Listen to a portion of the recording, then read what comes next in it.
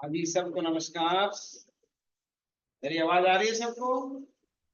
जी sir, आ रही है। आज अपन में मीटिंग में मिला आपको मैडम का भेजा हुआ? पढ़ा ही नहीं होगा। दो जजमेंट मैंने भेजे थे एनआई एक्ट के। जी सर।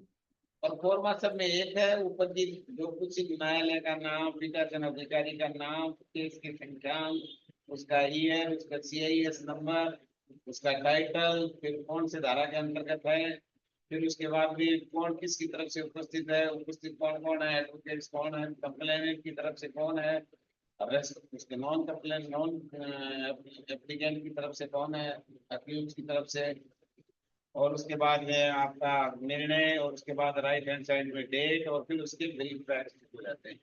ये सब में एक है, किसी का भी उठा के देख लो। अपील में भी यही है, बस उसके पोस्ट टाइटल में आ जाएगा, अपील अगेंस्ट ऑर्डर फला pass by court of such on dated इतना बाई विच ही ऐसे। तो ये आपको पैटर्न तो सबको पता लग गया होगा। अब एनआई एक्ट के बारे में आप लोगों को कितना ज्ञान है? नेगोशिएबल इंस्ट्रूमेंट एक्ट पढ़ा है ना आपने? Yes sir. आता है आपको सारा?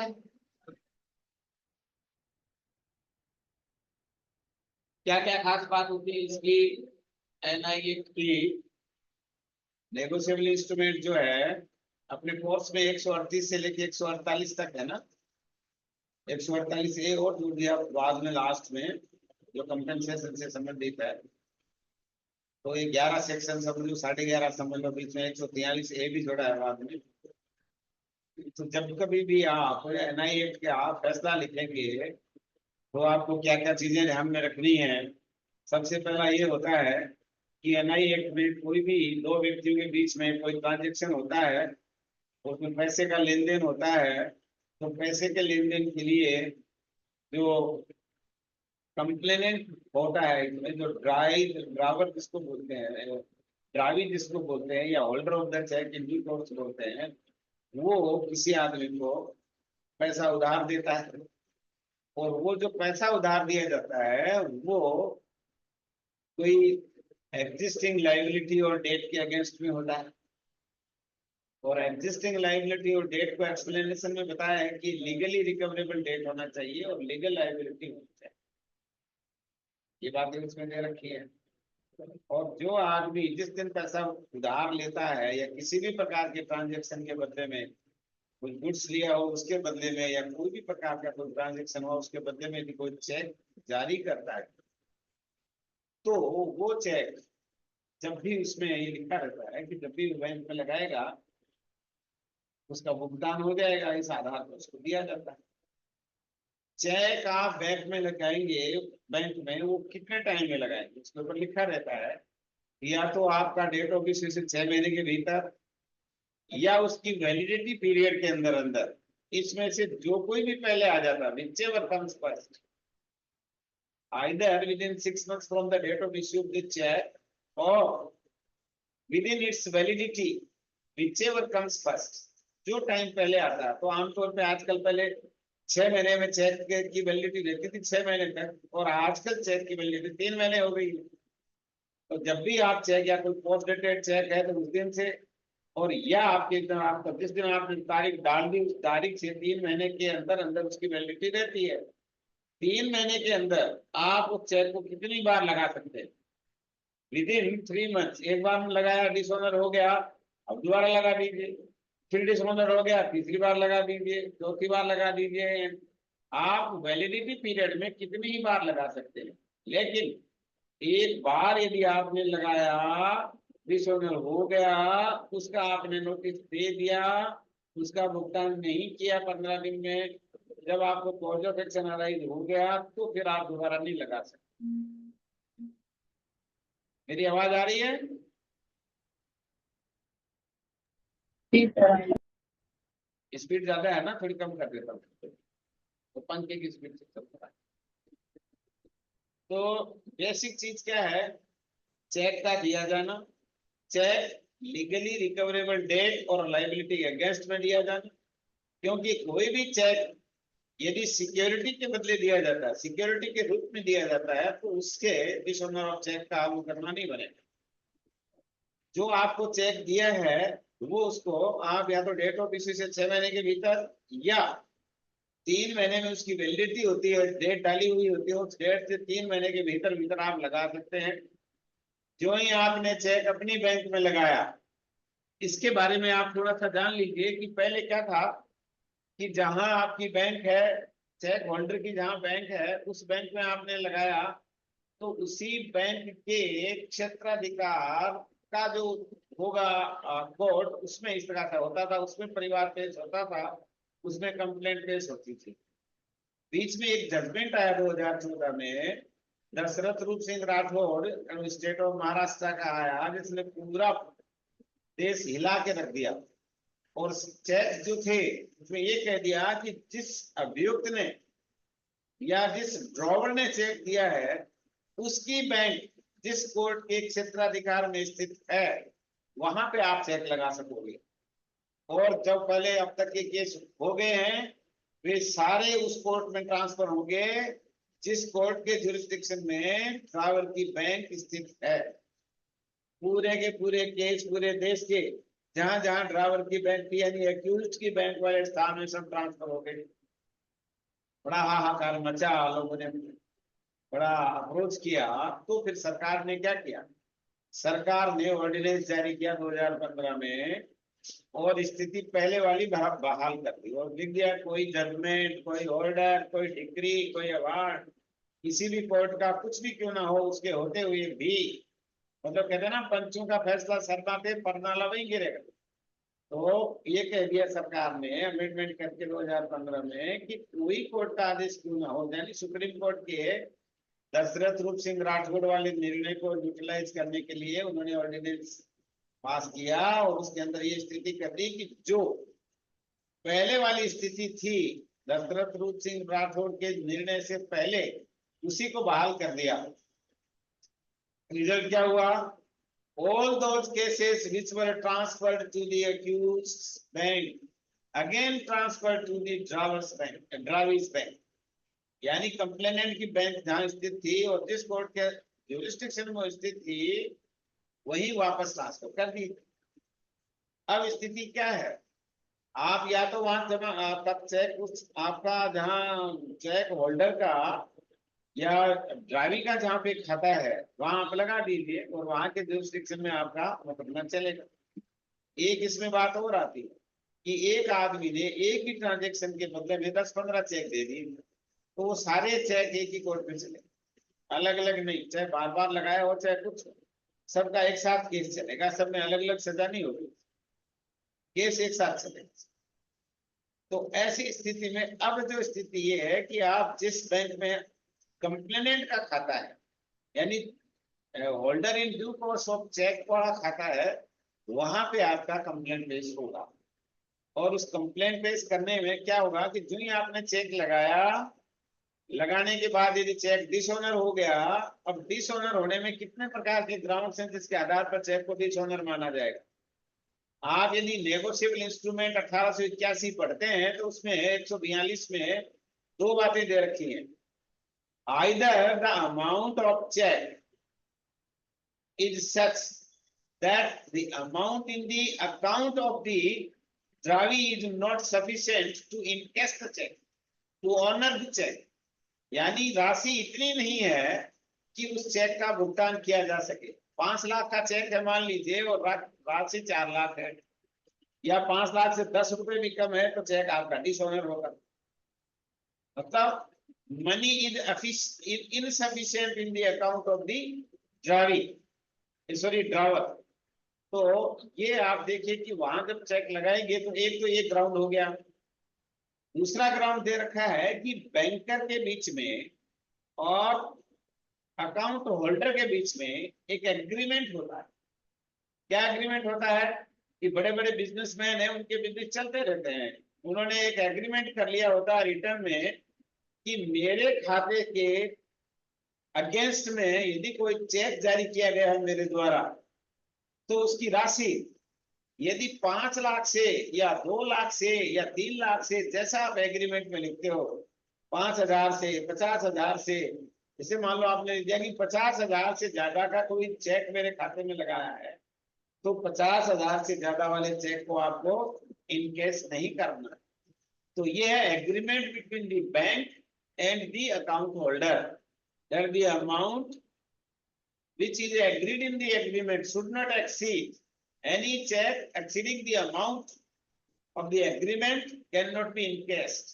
तो वो इस प्रकार की सूचना उनको पहले दे देते हैं एग्रीमेंट के माध्यम से, और इस प्रकार का एग्रीमेंट जब हो जाता है तो उसके बाद बैंक जो है आपका उस राशि से अधिक का कोई भी चेक होगा तो उसको ऑनर नहीं करेंगे, और जानबूझ करके जो ड्रावर है वो उस राशि से ज्यादा का चेक दे देता है। उसको पता है कि ये इनकेस होना नहीं है और चेक भी हो जाएगा।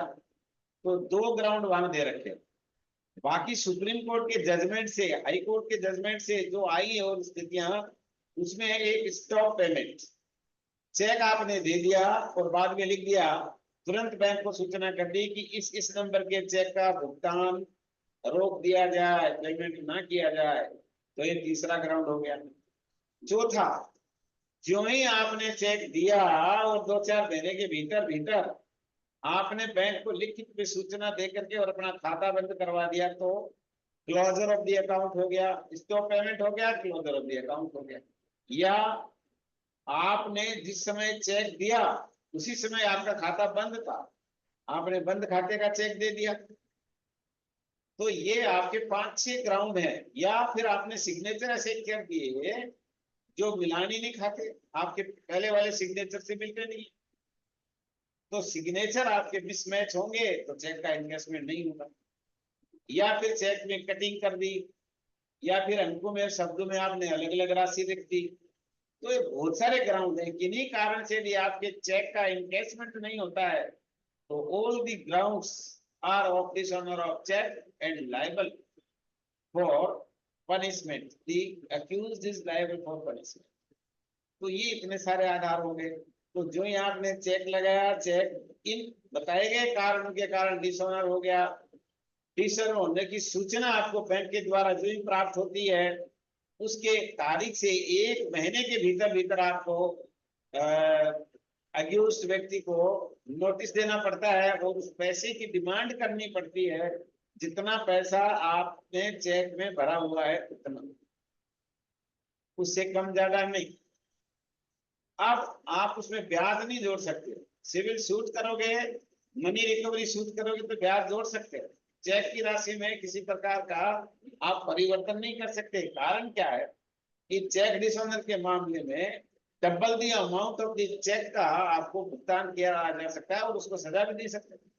तो 2 साल की सजा और double the amount of the cheque जो है इसका आपको कंपेंसेशन के रूप में दिलाया जा सकता है, इसलिए आप ब्याज वगैरह नहीं जोड़ सकते। तो 1 महीने के भीतर भीतर वो जो राशि ड्यू है इन चेक, आप उसका नोटिस उसको अक्यूज्ड व्यक्ति को देंगे, आरोपी को देंगे। अब उसको जिस दिन नोटिस मिला, उसके नोटिस मिलने के 15 दिन में यदि वो पैसे का भुगतान नहीं करता है या नोटिस का कोई जवाब नहीं देता है या कोई नोटिस के बदले में इस पहले वाले चेक के बदले में कोई दूसरा चेक नहीं देता है, किसी प्रकार की कोई बातचीत नहीं करता है, तो आप उस 15 दिन की समाप्ति के पश्चात, 15 दिन से पहले यदि आपने कंप्लेंट कर दी तो आपका कॉज ऑफ एक्शन अराइज नहीं होगा, और कॉज ऑफ एक्शन अराइज नहीं होगा तो आपकी कंप्लेंट प्रीमेच्योर होने के कारण खारिज हो जाएगी। इसलिए ये बात का इंतजार करना है आपको कि जिस दिन आपको बैंक से सूचना मिली उसके महीने भर में नोटिस देना, नोटिस अपराधी को मिल गया, आरोपी को मिल गया, उसके 15 दिन के भीतर वो भुगतान नहीं करता है तो आप 15 दिन की समाप्ति के पश्चात 1 महीने के भीतर भीतर कभी भी आप कंप्लेंट पेश कर सकते हैं। 1 महीना निकल जाने के बाद आपकी कंप्लेंट टाइम बार्ड हो जाएगी, पहले इसके बाद में कोई उपाय नहीं था। यदि आपका लिमिटेशन समाप्त हो गया तो आपका पूरा का पूरा मामला समाप्त हो जाएगा, फिर आप सिविल सूट की रेमेडी मनी रिकवरी सूट के रूप में ले सकते थे। अब अमेंडमेंट आया, उसमें ये कर दिया कि यदि आप 30 दिन में कंप्लेंट पेश नहीं कर सके तो फिर आप उचित कारण यानी सफिशिएंट कॉज बताते हुए न्यायालय के सामने कंप्लेंट पेश कर सकते हो। कारण यदि पर्याप्त है, उचित है, तो कोर्ट जो है कारण लिखते हुए देरी को माफ कर देगा और कॉग्निजेंस ले लेगा। उसके बाद में कोई दिक्कत नहीं है। अब जब कोर्ट ने आपके मामले में कॉग्निजेंस ले दिया तो आजकल क्या है, इस्तगासा के साथ साथ एक शपथ पत्र भी साथ में पेश किया जाता है, एफिडेविट पेश कर देते हैं और उसके आधार पर सामने वाले व्यक्ति को फिर नोटिस दिया जाता है। नोटिस देने के बाद वो यदि कोर्ट में आता है और उचित कारण बताता है या जितने पैसे का चेक था वो ये कहता है मुझे तो सूचना ही नहीं मिली, पहली बार कोर्ट का समन मिला है, तो लार्जर बेंच का फैसला आया सुप्रीम कोर्ट का, उसने कह दिया कोई बात नहीं, जिस दिन पहले दिन आप आए हो कोर्ट में, कोर्ट के नोटिस की या कोर्ट के समन की तामील के फलस्वरूप के लिए आप उपस्थित हुए हो और उस दिन आप चेक की अमाउंट देने को तैयार हो तो कोई आपका केस आगे नहीं चलेगा, उसी दिन वहीं समाप्त हो जाता। अब यदि आप ऐसा नहीं देते हो, लड़ना चाहते हो, तो फिर आपको कोर्ट कॉग्निजेंस पहले ले लिया होता है, आते ही आरोप सारांश सुनाएगा। कारण क्या है, ये समन केस है, 2 साल तक की सजा का प्रावधान है, समन केस है और समन केस होने के कारण आपको आरोप अलग से विरचित करके अलग से आरोप बनाकर सुनाए जाने की आवश्यकता नहीं होती है। आप ऑर्डर शीट में लिख सकते हैं कि आप पर आरोप है कि आपने दिनांक फलां को एक चेक नंबर इतना इतना इतना फलां बैंक का इतनी राशि का अपने हाथों से हस्ताक्षर करके पूरी प्रविष्टियां करके या जो भी है आधा भर के दिया हो, जो भी हो, सिग्नेचर आपके ड्रावर के सिग्नेचर होने जरूरी है।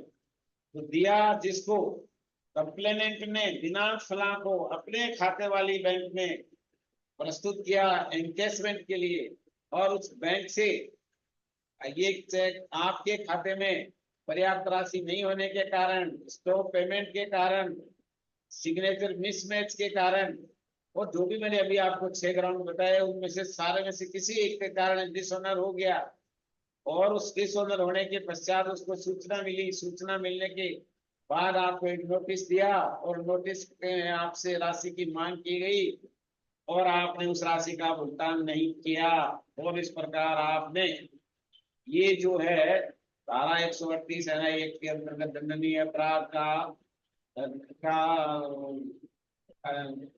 अपराध कारित किया जो मेरे प्रसंज्ञान में है। इस तरह से उसका चार्ज सुना देते हैं। आपको क्या कहना, आप स्वीकार करते हो या अस्वीकार करते हो, तो जैसी भी स्थिति है तो यही कहेगा चेक मैंने नहीं दिया था या मेरे चेक चोरी हो गई थी, जो भी वो डिफेंस लेता है, 10-12 डिफेंस है जो ले सकता है। अब मान लीजिए जो ट्रायल आगे बढ़ेगी तो कंप्लेनेंट का एफिडेविट पहले पेश किया हुआ है वो जिरह के लिए उपस्थित हो जाएगा, डॉक्यूमेंट एग्जिबिट हो जाएंगे और उसके बाद में उसकी साक्ष्य जो भी गवाह पेश करना चाहता है और जो भी और कोई डॉक्यूमेंट्स पेश करना चाहता है, बैंक खाता पेश करना चाहता है, कोई चेक वगैरह कर दिया उसमें आपका हवाला इनकम टैक्स रिटर्न में है वो देना चाहेगा तो दे सकता है, जो भी एविडेंस इसके सपोर्ट में देगा ले लेगा और उसके बाद अपने एविडेंस बंद कर देगा।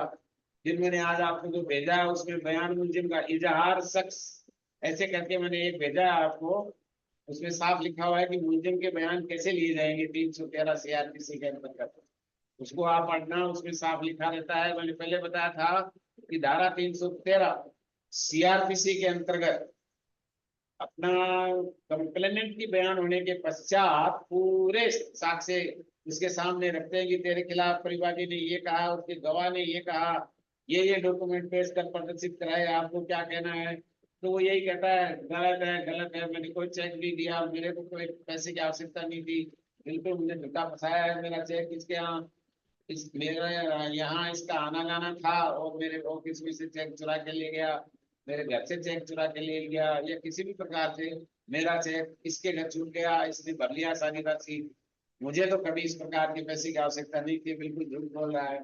उसके बाद अभियुक्त जो है अपना साक्ष्य देगा और वही प्रक्रिया समन केस वाली आ जाएगी इसमें पूरी। और इसमें ये भी है कि 143 में ये भी प्रावधान है कि आप समन केस होते हुए भी इसकी समरी ट्रायल कर सकते हैं। और चूंकि ये एक स्पेशल एक्ट है, इसलिए सीआरपीसी के जो प्रावधान है वो तो लागू होंगे, लेकिन पनिशमेंट का जहां तक सवाल है वहां 3 महीने ज्यादा नहीं दे सकते। यहाँ एनआई एक्ट में आपको जब जजमेंट लिखेंगे और सजा की बारी आएगी तो आप 1 साल तक की सजा और 5,000 रुपए तक का जुर्माना कर सकते हैं। तो ये आपका मुलजिम जो अपनी भी एविडेंस पेश करेगा, एविडेंस पेश करने के पश्चात दोनों की बहस सुनेंगे, बहस सुनने के बाद में जो कुछ भी पत्रावली पर दोनों पक्षों के द्वारा अपने क्लेम के बारे में और अपने डिफेंस के बारे में जो भी पेश किया गया है उनको विचार में लेकर के और उसका निर्णय कर दिया जाएगा। निर्णय का प्रारूप मैंने आपको भेज दिया है, आप शुरू का और आखिरी का देख लीजिए, कैसे कंक्लूजन ड्रॉ करने के बाद में किस प्रकार जो है पॉइंट फॉर डिटर्मिनेशन को तय करने के पश्चात लास्ट में कैसे ऑर्डर लिखते हैं, आदेश लिखने के बाद में फिर निर्णय आज खुले न्यायालय में बोलकर सुनाकर और सुनाया गया, लिखाकर सुनाया गया और मेरे हस्ताक्षर से तारीख वगैरह होती है उसमें, उसके नीचे फिर उसके सिग्नेचर होते हैं। तो जजमेंट में एक तो शुरू में तो आपका तारीख लिखी रहती है, लास्ट में फिर तारीख लिखी रहती है।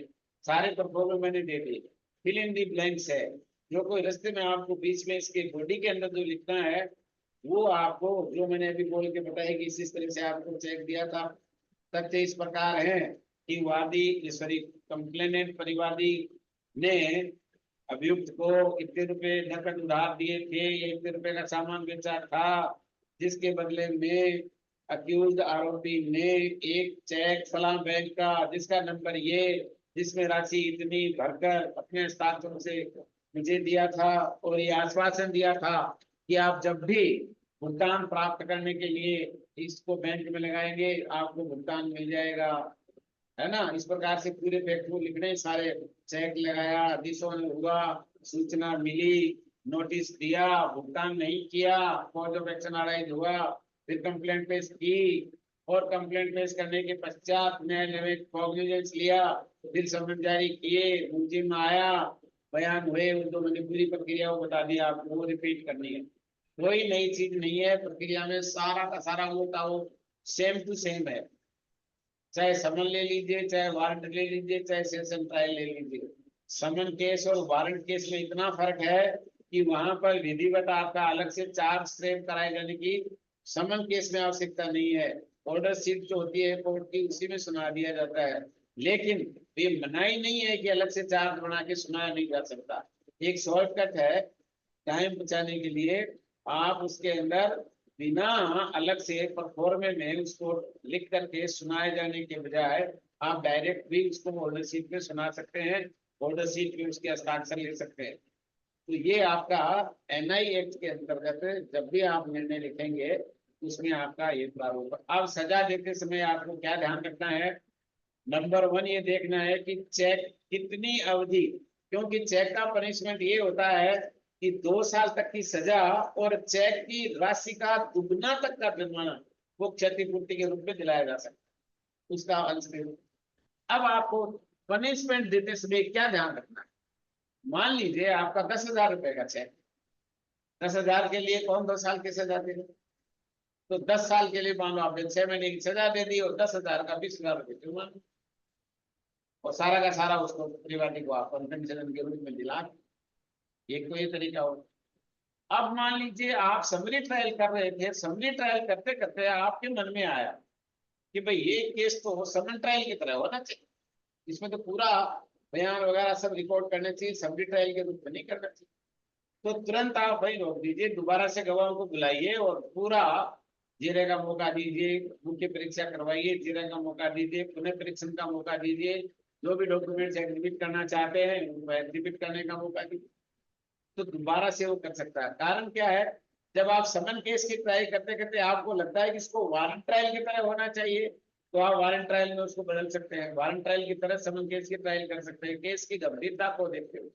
अब मान लीजिए 1 करोड़ का चेक है, आप समरी ट्रायल करेंगे क्या?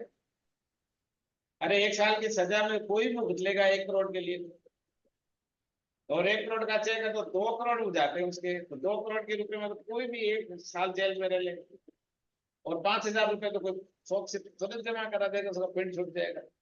इसलिए आपको मामले की गंभीरता को, facts and circumstances of the case, are to be taken into consideration while awarding punishment in negotiable instrument act. तो जितनी राशि ज्यादा होगी उतनी राशि का फिर आपको पनिशमेंट उसी के अनुपात में इन proportionate to the amount the punishment is to be awarded. Again, the conduct of the accused person is also to be taken into consideration. What is his conduct? पहले क्या होता था, नीचे कोर्ट में हार गया, अपील में चला गया, फिर हाई कोर्ट चला गया, उसके बाद फिर सुप्रीम कोर्ट चला गया, तो चार चार जगह रेमेडी अवेल करता हुआ मुलजिम जो भुगतान करता ही नहीं था। 2010 में सुप्रीम कोर्ट की लार्जर बेंच का एक फैसला आया जिसमें केजी बालाकृष्णन चीफ जस्टिस से 2 जज उनके साथ और थे। 2010 का ये जजमेंट है जिसमें उन्होंने ये कहा कि आप नीचे कोर्ट में तुरंत आप राजीनामा कर लेते हैं तो 10%, ऊपर वाले में करेंगे तो आपका 15%, हाई कोर्ट में करेंगे 20%, और यदि आप सुप्रीम कोर्ट में जाके करेंगे तो फिर उसको कहते हैं 25% का आपको वो कंपेंसेशन या वो जुर्माना देना पड़ेगा इन एडिशन टू दैट। आपने कंप्लेनेंट के साथ में जो कुछ भी राजीनामा किया वो राशि अलग, और आपने सारे कोर्टों का टाइम वेस्ट किया, इसके लिए चेक की राशि का 25% आपको अलग से जमा कराना पड़ेगा, तब जाके हम आपका राजीनामा तस्दीक करेंगे, अदरवाइज आपको जेल में। तो कई कोर्ट को निर्णय जो ध्यान में नहीं है तो तुरंत राजीनामा स्वीकार कर लेते हैं, और दूसरे पे जो शातिर होते हैं पार्टी जो सोचते ठीक है यार अपना पैसा आ गया, अब अपन क्या करेंगे, कंप्रोमाइज नहीं करेंगे, वो क्या करेंगे, केस या तो विड्रॉ कर लेंगे या जाएंगे नहीं जाएंगे तो आपका केस जो है डिसमिसल डिफॉल्ट हो जाएगा, अदम हाजिरी अदम पैरवी में खारिज हो जाएगा। लेकिन यदि रिवीजन किया है, ये आपको ध्यान में रखना है कि क्रिमिनल में कोई सेकंड अपील लाई नहीं करती है। मजिस्ट्रेट के कोर्ट ने भी सजा दी है तो डिस्ट्रिक्ट सॉरी सेशन कोर्ट में उसकी अपील हो जाएगी, सेशन कोर्ट ने सजा को बहाल रख दिया तो हाई कोर्ट में रिवीजन होगा, क्रिमिनल रिवीजन।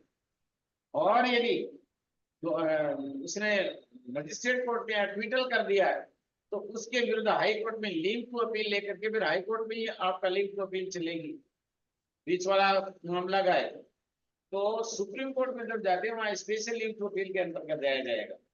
तो पहले आपकी अपील होगी, अपील का फिर क्रिमिनल में सेकंड अपील नहीं होती तो क्रिमिनल रिवीजन होगा, तो हाई कोर्ट में रिवीजन लाई करता है, तो हाई कोर्ट में रिवीजन यदि मंजूर हो जाता है तो वापस रिमांड कर देते हैं, रिमांड कर देते हैं तो वो नीचे वाला फिर चला जाएगा।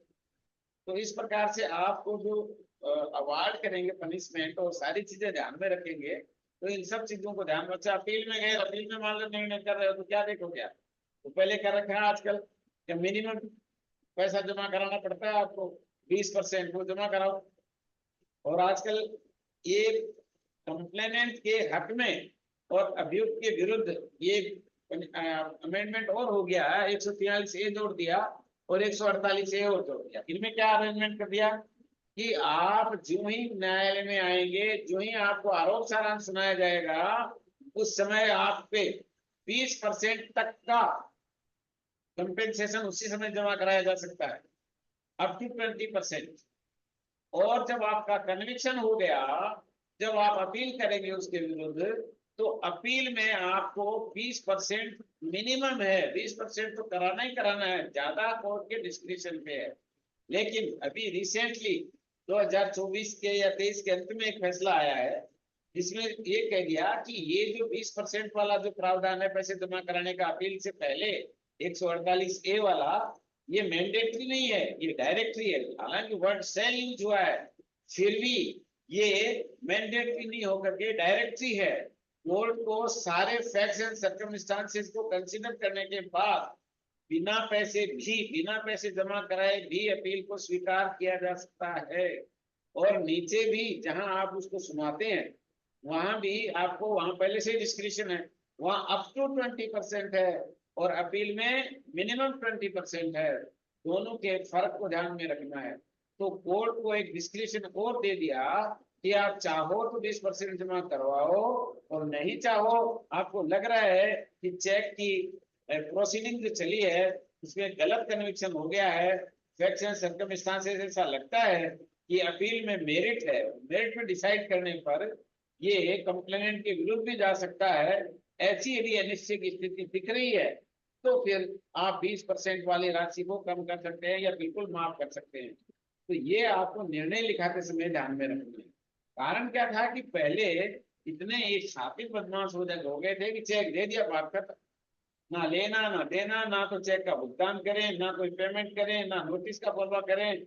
मुकदमा चल रहा है, लंबी लंबी तारीख पड़ रही है, और अब तो सुप्रीम कोर्ट जा करके और जब आता तब वो देता, तब तक तो उसको उस पैसे का पूरा ही मजा आ जाता है, और कंप्लेंट जरा रोज होके रह जाता है।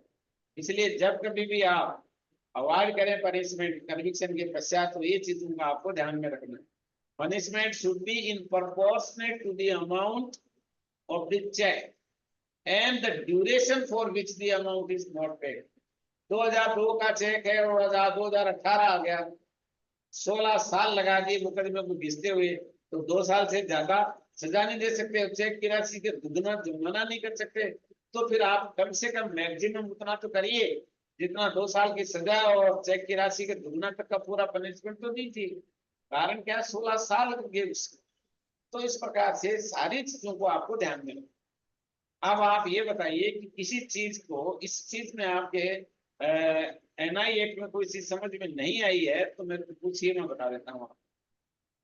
जजमेंट में कोई कमी नहीं है, जजमेंट में आपको सेम टू सेम लिखना, बस परिवाद है वहां परिवाद लिखना है, वो पुलिस केस पे है उसको पुलिस केस। संक्षेप में तथ्य शुरू में लिखना है, उसके बाद आरोप सुनाना है, गवाहों के नाम देने हैं कि कौन कौन सा गवाह कब कब आया, कब उसके बयान लिए, कौन कौन से दस्तावेज पेश किए, कौन से प्रदर्शित हुए, और उसके बाद में कब बहस सुनी, कैसे निर्णय लिखा, ये सब आपको लिखना है।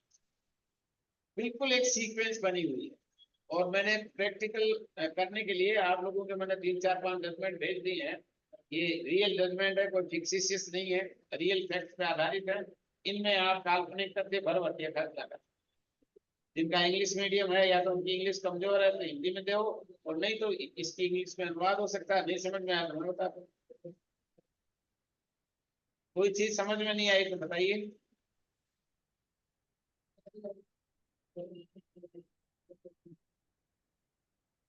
बोलिए बोलिए, कुछ तो बोलिए। कोई जरूरी नहीं है एनआई एक्ट के बारे में ही बोलो, आप कुछ भी बोलिए। तो एक डाउट था। तो मुझे ये चीज समझ नहीं आई कि जैसे सम्मन केस और वारंट केस होता है, उसमें यहाँ जजमेंट राइटिंग में क्या उसका फर्क पड़ता है? मतलब मुझे जजमेंट राइटिंग लिखना तो समझ में आ गया, लेकिन जैसे सम्मन केस है तो उस वाले केस में हम कैसे क्या करेंगे वो समझ नहीं आया है मुझे अभी। समन केस आपका 251 से शुरू होता है, और वहां पर कोई फॉर्मेलिटी नहीं है, जो ही आपके सामने मुद्दी में आया क्यों ही आप उसको आराम सारा सुना दीजिए। और यदि समन केस में आप पहले से केवल जुर्माना करने के इच्छुक हो, कोर्ट ने देख लिया मामला ऐसा केवल जुर्माने से काम चल सकता है, तो समन फॉर जजमेंट भेज दीजिए, उसमें राशि लिख दीजिए, राशि का भुगतान कर दो, खुद कर दो, अपने एजेंट के माध्यम से कर दो, डाक से भेज दो, फैसला हो गया। वारंट केस में ऐसा नहीं है। वारंट केस में सजा के बिंदु में भी सुनना पड़ेगा 248 में। आपका वारंट केस 2 प्रकार से संचित होता है। एक वारंट केस आपका 238 जो पुलिस रिपोर्ट में होता है, जो मैंने समझाया था आपको, 238 से लेकर 243 के प्रावधान वारंट केस में आएंगे जो पुलिस रिपोर्ट में है, और जब फैसला होगा तो 248 में जाना पड़ेगा। और जहाँ कंप्लेंट के आधार पर यदि कोई आपका वारंट केस है तो आपको 244 244 से शुरू करना पड़ेगा, और वो आपका जाएगा 247 तक, और 248 दोनों के लिए कॉमन है। चाहे पुलिस रिपोर्ट हो चाहे प्राइवेट कंप्लेंट हो, 248 is applicable in both the situations. Both the situations में आपको 248 लागू होगा। और 248 में खुद में लिखा हुआ है कि you have to hear the accused on the quantum of punishment, how much punishment is to be awarded in the facts and circumstances of the case. If there are any mitigating circumstances which the accused is in position to state before the court, यानी उसके सामने इस प्रकार के तथ्य हैं जो उसको कम दंड दिलाने के लिए न्यायालय के सामने रखने योग्य हैं, तो वो रख सकता है, और न्यायालय उनको विचार कर सकता है। कंप्लेनेंट उसके विरुद्ध जाएगा, साहब मेरे दोनों हाथ काम काट दिए, 326 का मामला बना, 307 का बना नहीं, क्यों कोई वाइटल पार्ट पे इंजरी नहीं की, शार्प वेपन से थी, 326 में आ गया, सजा मान लो मजिस्ट्रेट का कोर्ट है 3 साल तक की दे सकता है, तो उसको कम से कम कंपेंसेशन इतना मिलना चाहिए कि जितना पैसा उसके ट्रीटमेंट में लगा वो सारा का सारा पैसा उसे दिलवाया जाए। और जैसे किसी पे एसिड थ्रोइंग का काम मामला हो गया 326A, और मान लो फेंकने का प्रयास किया तो काम है, लेकिन जब फेंक दिया, तेजाब से कोई आदमी जल गया, झुलस गया, कोरोसिव सब्सटेंस है ना तेजाब, तो उससे क्या है, आग तो नहीं निकलती लेकिन पूरा जल जाता है। लोकली उसका ऐसा असर होता है कि पूरी बॉडी जल जाती है उसकी चमड़ी, तो उसका कितना उसको पीड़ा हुई होगी, इतना ऐसा है, ये दर्द होता है। तो इन सब चीजों को ध्यान में रखना चाहिए कि इस आदमी की इस करतूत से और विक्टिम को कितना लॉस हुआ, कितने दिन वो बेड पे पड़ा रहा, कितने दिन अपनी नॉर्मल परसूट्स नहीं कर सका, ड्यूटी पे नहीं जा सका, कितना आर्थिक लॉस हुआ उसको। All these things are to be taken into consideration while awarding punishment or quantum of punishment. Therefore, there is a provision under Section 248 CRPC that how the punishment is to be awarded. So before awarding any punishment, the accused is given an opportunity of being heard on the quantum of punishment, and then and only then you are entitled or you are authorized to pass any punishment in respect of the offense committed by him. तो ये फर्क रहता है।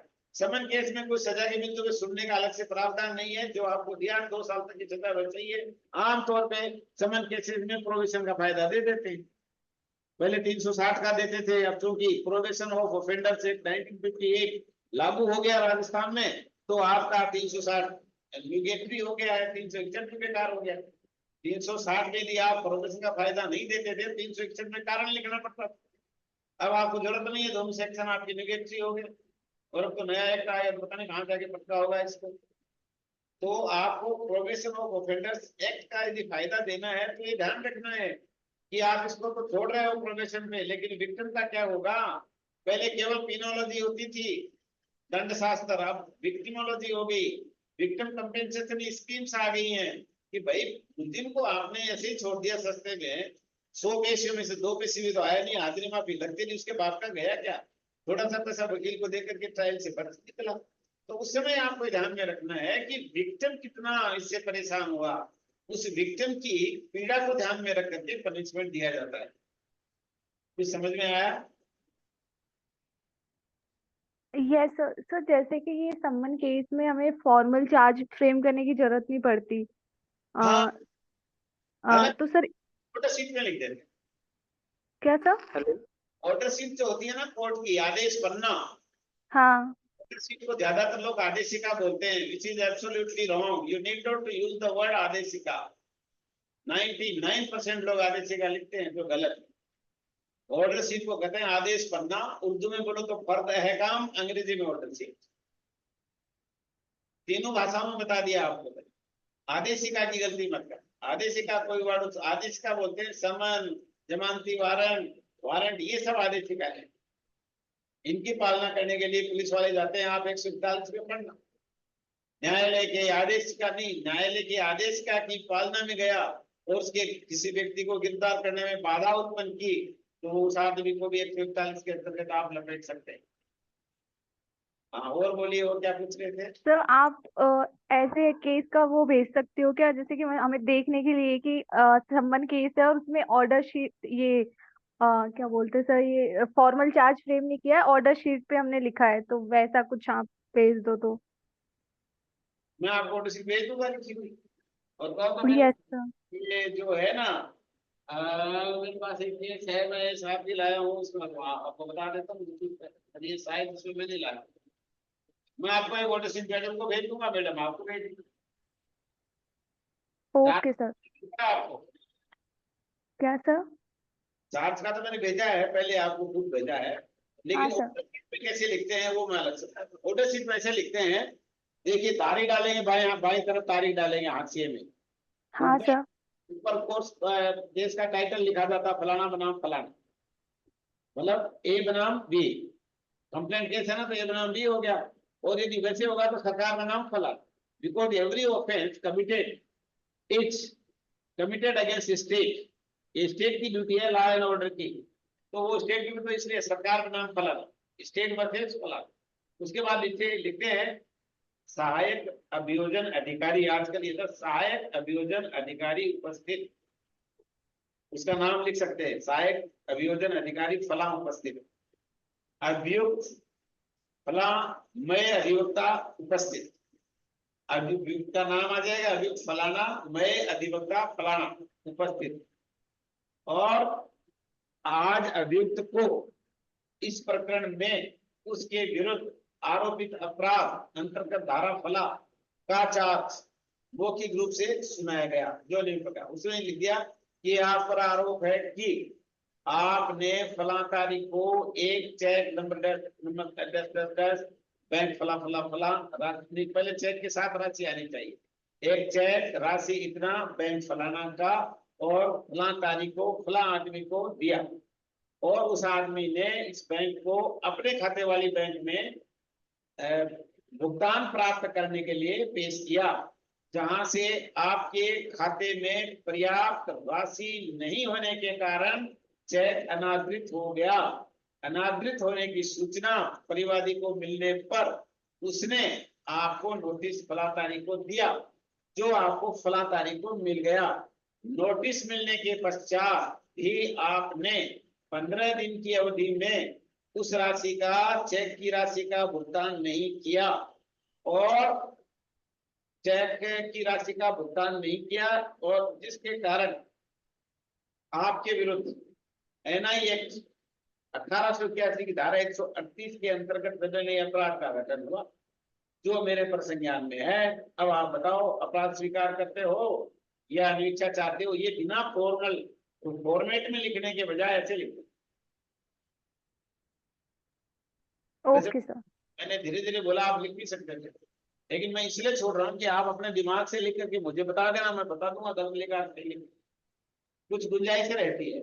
Your mind is fertile now, आपका दिमाग अभी बहुत उपजाऊ है। मेरा भी तो बुढ़ा हो गया, अब इसमें खेती हो ही नहीं सकती। मेरे को तो कुछ आता रहता, मेरे को तो एक्सपीरियंस के आधार पर मैंने काम किया है ना, इसलिए मैंने सारे पहले से रट रखे हैं, तो वो मेरे को अच्छी तरह से अभी याद है। आप जान से पूछो, वही से बता दूंगा मैंने तो आपको। सर, हाँ जी, हाँ सर, ये जो ऑर्डर शीट है, ये हम, ये जो सम्मन केस है, जैसे कि सर जिन केसेस में पनिशमेंट जैसे डेथ पेनल्टी ना हो, लाइफ इम्प्रिजनमेंट ना हो, या फिर 10 ईयर से अब ना हो, तो उन सब में हम ऑर्डर शीट बना सकते हैं? वो जजमेंट तो अलग से लिखना पड़ेगा ना भाई, वो तो आरोप सुनाने की बात है। हाँ सर, वही मैं बोल रही हूँ कि जैसे चार्जेस के लिए हम ऑर्डर शीट में लिख सकते हैं, बाकी जजमेंट तो अलग से ही बनाना पड़ेगा। नहीं, वो तो ये तो आपको जब ट्रायल चलती है उसके दौरान आपके चार्जशीट में तो ये बात, जब आप निर्णय लिखेंगे तो यूं लिख देंगे कि दिनांक फलां को आरोपी को इस धारा के अंतर्गत दंडनीय अपराध का आरोप सुनाया गया, और उसने आरोप को सुन समझ अस्वीकार कर अनिच्छा चाहिए। वो पूरा नहीं लिखना, आपने ये चेक दिया फलाना हुआ ढिमका, ये कुछ नहीं लिखना उसमें। This thing is need not to be recorded, ये लिखने जरूरत नहीं है। वो आ गया आपका सारा प्रसंग। जो आप ब्रीफ फैक्ट लिखेंगे ना, शुरू में आप ब्रीफ फैक्ट लिखेंगे ना, एक चेक दिया, इतनी राशि का दिया, इस बैंक का दिया, उसमें सारी बातें आ गई already. The charge which is to be stated to the accused person has already been described in the brief facts. Now you have only simply write that. आपको उसको ये लिखा है कि अभियुक्त को इन धाराओं के अंतर्गत दंडनीय अपराध का आरोप सुनाया गया। आप जजमेंट लिख रहे हो ना, वो accused is not before you. अब बात पास्ट टेंस की हो गई, जजमेंट हमेशा पास्ट टेंस में लिखा जाता है। प्रेजेंट में तो केवल और केवल आपका उसकी घोषणा होती है, और आपको लिख करके जो डिस्कस निकालते हो वो प्रेजेंट में है, बाकी तो पास्ट टेंस की बात हो जाती है। इसीलिए अंग्रेजी जब आप सीखते हो तो पास्ट इंडेफिनेट टेंस बहुत काम आता है, और पास्ट प्रेजेंट इंडेफिनेट और पास्ट इंडेफिनेट पे सारा मामला टिका रहता है इसका। और बोलो, आप एक अकेली पूछती हो, बाकी सब या तो समझ में नहीं आ रहा उनके। अरे कोई भी पूछो भाई, पेपर सबको अलग अलग देना है, शंका करने की जरूरत नहीं। मुझे तो आप दिखते भी नहीं हो, मुझे कोई पता नहीं आप क्या हो क्या नहीं हो।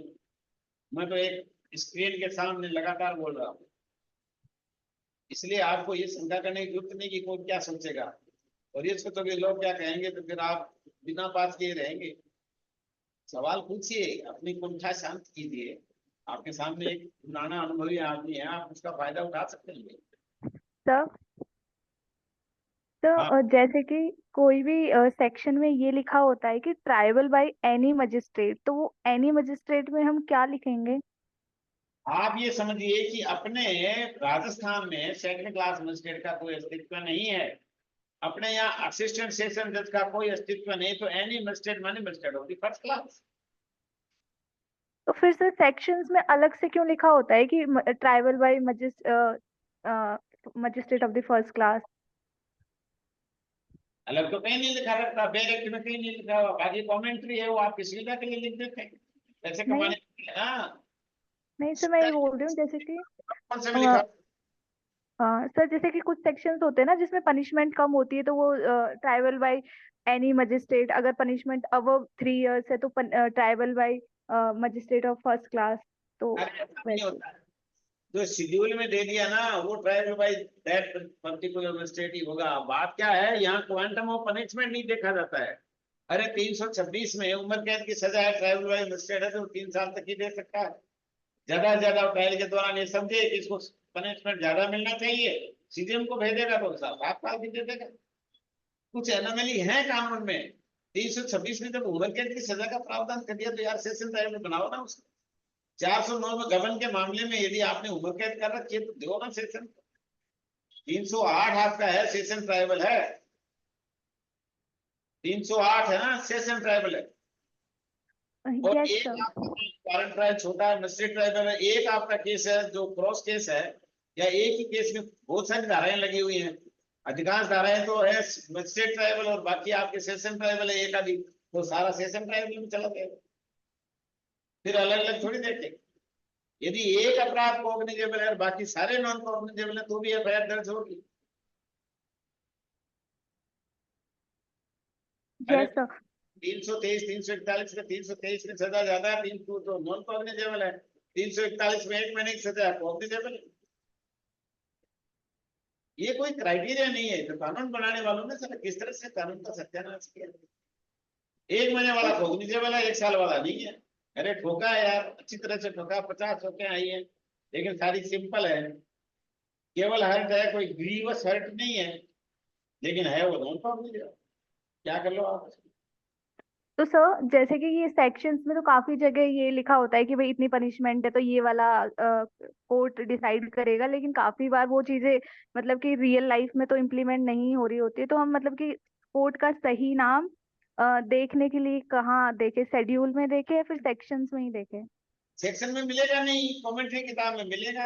आपको शेड्यूल देखनी है, सेक्शन गलत भी हो सकता है। You have to consult schedule first. और कोई दूसरा अधिनियम है, दूसरे अधिनियम के अंतर्गत का मामला है तो फिर पहले तो आप अधिनियम में देखिए। अधिनियम में प्रावधान नहीं तो फिर शेड्यूल के सेकंड पार्ट में आ जाइए। यहाँ देखो आपका समन केस 2 साल वाला है, वहां आपको 3 साल वाला है समन केस। अदर एक्ट में 3 साल की सजा वाला समन केस। तो सब कुछ आपको ध्यान में रखना है कि कौन सी चीज कहाँ मिलेगी। शेड्यूल में ज्यादातर चीजें मिल जाएंगी। Tribal bye home, compoundable non compoundable 320 में मिलेगा आपको। Tribal bye home, first class magistrate, second class magistrate, ये वो अवेलेबल नॉन अवेलेबल, ये सब शेड्यूल में मिलेंगे। अपराध का विवरण, देन उसकी सजा, फिर उसके बाद में आपका अवेलेबल या नॉन अवेलेबल, फिर आपका ट्राइबल बाय होम, ये तो आपको उसमें मिलेंगे। Cognizable act, non cognizable act, किसके द्वारा विचारणीय है, ये सब उसमें मिलेंगे। अवेलेबल नॉन अवेलेबल का ये सारी जानकारी तो आपको शेड्यूल में मिलेगी। कंपाउंडेबल और नॉन कंपाउंडेबल सेक्शन 320 में मिलेगा। मुकदमा विड्रॉ करना तो 321 में मिलेगा। और मुझे छोड़ दिए उनको जोड़ना तो सीआरपीसी 319 में मिलेगा। साइट विजिट करनी है 318 में मिलेगा। सेपरेट ट्रायल करनी 317 में मिलेगा। ये सब बातें दे रखी है। ये आपसे उम्मीद की जाती है कि जब आपने आरएस की प्री क्लियर कर ली तो ये सब चीजें ये मानी जाती है, प्रिजम्पशन है कि आपने पढ़ी होंगी सारी। अरे प्रिजम्पशन ये है ना कि हर आदमी को देश का कानून आना चाहिए। आता कितना ये देख लो आप। कई सालों से परेशान हो रहे हो, 8-8 10-10 घंटे पढ़ाई करने के बावजूद स्थिति को ये डाक के 3 पार्ट आता नहीं। अब आप कुछ बच्चे निकले हो, बाकी तो सब फेल ही हो गए। You are lucky out of them that you are going to take examination of the main examination.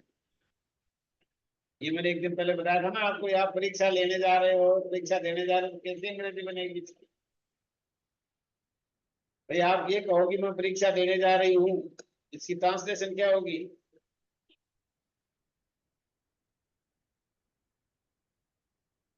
मैं परीक्षा देने जा रही हूँ, इसकी ट्रांसलेशन बताओ, कोई बताओ, इतने आदमी हो।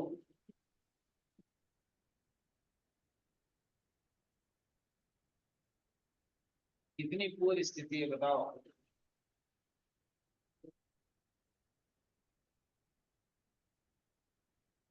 अरे उल्टा होता है इसमें। मैं परीक्षा देने जा रही हूँ, I am going to take examination, और मैं एज एन इंडिविजुअल परीक्षा लेने जा रहा हूँ, तो I am going to give examination. याद रखना इसको, जिंदगी में ये दो सेंटेंस रट लो मुझसे, ठीक है।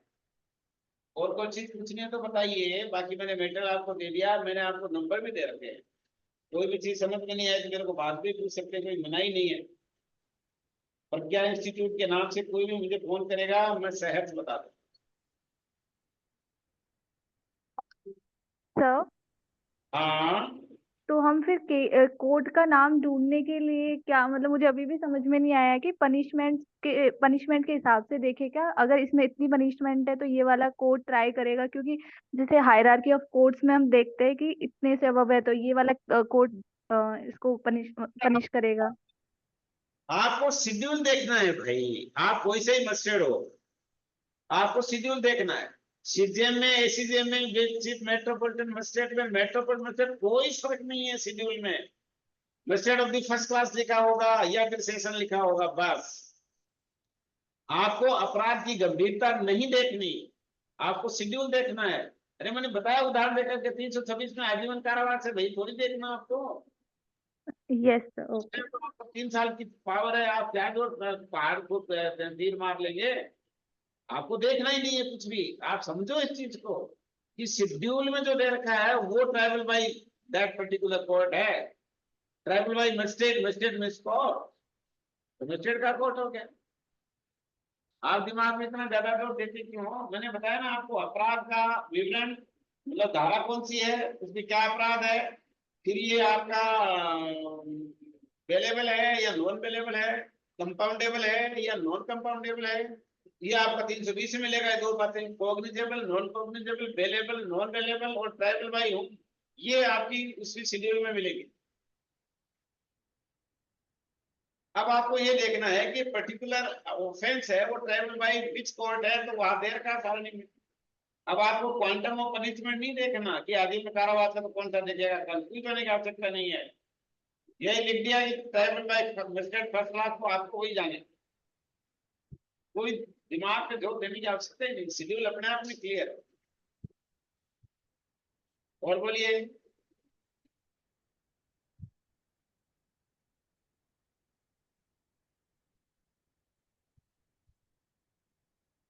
अरे पूछो, संकोच मत करो, परीक्षा बहुत नजदीक है, 31 तारीख बता रहे हैं लोग, मुझे तो पता नहीं है।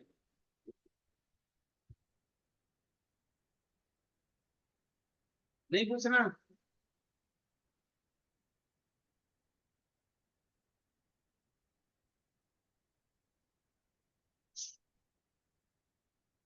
जजमेंट राइटिंग, ऐसे राइटिंग और ये हिंदी अंग्रेजी का पेपर ऐसा है कि आपका ये आपके अच्छे स्कोरिंग का है, कानून से ज्यादा अच्छा है। और उनमें कितना सारा पढ़ना पड़ता है, फिर भी 30% का नहीं होता।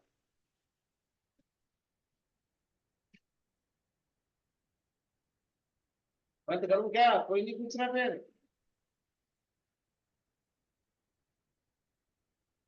कुछ तो पूछो तो मुझे यूं लगे कि मेरे को कुछ संतुष्टि हो कि हाँ मैंने थोड़ा पढ़ाया तो था। नहीं, सवाल पूछने का मतलब ये है कि मैं जो 1 घंटे तक बोला हूँ आपके समझ में नहीं आया। सर, क्रिमिनल में एनआई एक्ट, आईपीसी, सीआरपीसी इन्हीं से मतलब कि बनते हैं, या फिर और भी एक्ट है जिनमें से हम ये चार्जेस और ये जजमेंट वगैरह बनते हैं?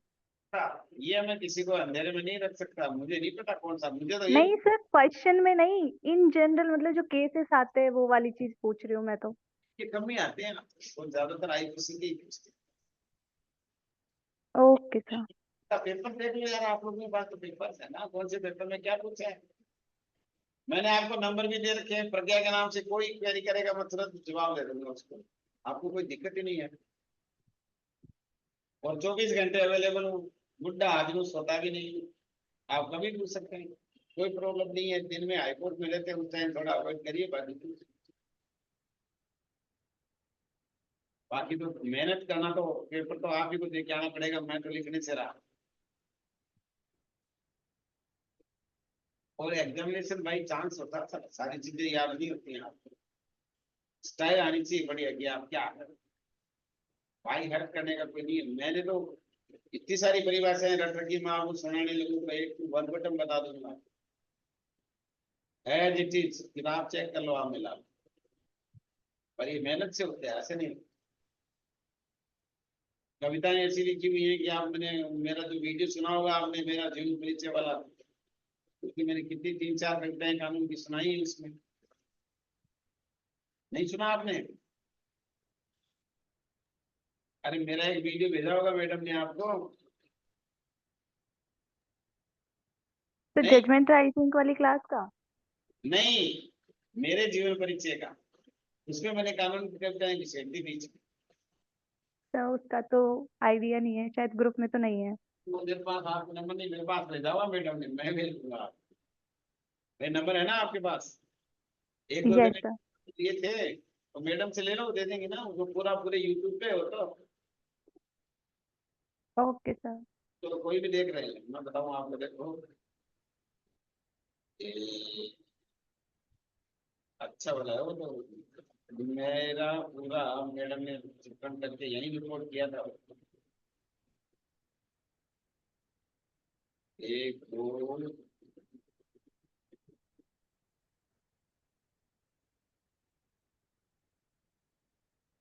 मैडम को मैं बोल दूंगा, मैडम आपको दे देंगे, कोई दिक्कत नहीं। मेरे पास वो नंबर है नहीं आपके। मुझे इसके बारे में वो थोड़ा नॉलेज था, मेरे पास है 3 वीडियो है, 3 में एक वो है। और अभी आपकी मैंने चार्ज वाले 4 क्लासेस चार्ज की हो गई है, ये 5वीं थी यार। किसी भी सब्जेक्ट का उत्तर देते समय आपको ये पता होना चाहिए कि इसमें हमें लिखना क्या है। अंत की पंत मारते हैं, पहले ये कहते थे 50 शब्द में लिखना है, 50 शब्द में भी परिभाषा कोई बात छूट गया तो बेकार है परिभाषा। परिभाषा में कोई चीज छूटनी नहीं चाहिए। भाई कोई आपको कहे गौरवपति लिखो, अब गौरवपति की 8 बातें लिखनी पड़ेंगी आप। वो मेरे वीडियो वाले में मैंने कविता बना रखी है, उसकी याद करने की स्टाइल है उसमें बढ़िया बना। 8 बातें है ना उसमें। इमेस्कुलेशन है, permanent privation of site of either I, permanent privation hearing power of either year, impairment of power of any member or joint, destruction or impairment of power of any member or joint, disfiguration of head or face, fracture of bone or tooth, dislocation of bone or tooth, injury endangering life, ये सब 8 बातें हैं। इसकी बड़ी कविता बना ली, बड़े बड़े रट लो तो याद हो जाती है 2-4-5 मिनट में, हमेशा के लिए सेट हो जाता है। बंद करें? कुछ सवाल नहीं है आपके, कोई क्वेरी नहीं? कल हो सकता है एक क्लास और होने की संभावना है, तो बता देना आपको क्या नहीं आता वो मैं बता दूंगा। कल आप पहले बता दो मेरे को कौन सा टॉपिक आपका कमजोर है, वो मैं कल तैयार करके आ जाऊँ।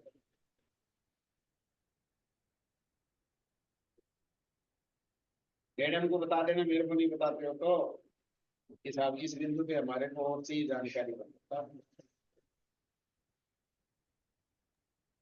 यस सर, एक बार हम चेक करके बता देंगे मैम को। बता देना, मेरे को बता देना, मेरे को बता देना, कोई दिक्कत नहीं। ठीक है, कुछ समझ में यस आया सर। वाले में कि नहीं आया? Yes sir. चलो तो ठीक है, इतनी बात था। Thank you sir. Thank you sir. मानो जी, नरेश जी।